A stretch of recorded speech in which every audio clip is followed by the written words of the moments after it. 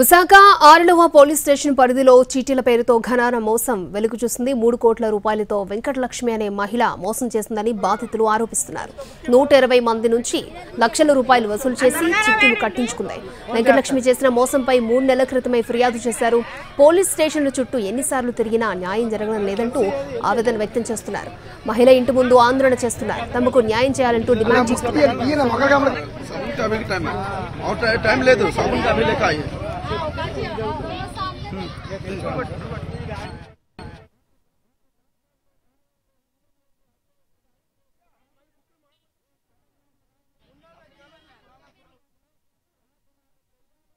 ఇలాంటి వాళ్ళని శిక్షించండి. ఆవిడకి ఆస్తి లేకపోవడం అంటూ లేదు.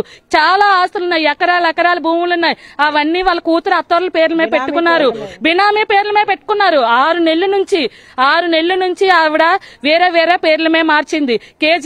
కేజీల బంగారం కూడా నప్పింది. ఆ పెళ్లి గురించి చాలా మంది ఇబ్బందులు ఉన్నారు. పెళ్లి అవ్వట్లేదు, మొత్తం క్యాన్సిల్ అయిపోయింది. ఒక 5-6 పెళ్లిలు వీళ్ళ గురించి చేస్తారు. వీళ్ళే మొత్తం ఎలా చేస్తారు. వాళ్ళ అబ్బాయి ఆడ కోడలు వీళ్ళు పోలీస్ స్టేషన్ కి వెళ్ళి నాటకం ఆడుతున్నారు, ఏడుస్తున్నారు. నా దగ్గర ఏం లేదు, ఇది లేదు. మొన్న లాస్ట్ టైం ఏం చెప్పారు, డబ్బులు ఇస్తామని. డబ్బులు ఇప్పటి వరకు ఇవ్వట్లేదు. 4 నెలలు అయింది చెప్పి. మొన్న పోలీస్ స్టేషన్ లో ఏం చెప్పారు, 2 నెలలు ఇచ్చేస్తానని. ఇప్పుడు వరకు డబ్బులు ఇవ్వలేదు. దీని గురించి ఇప్పుడు ముందుకు రాశారు.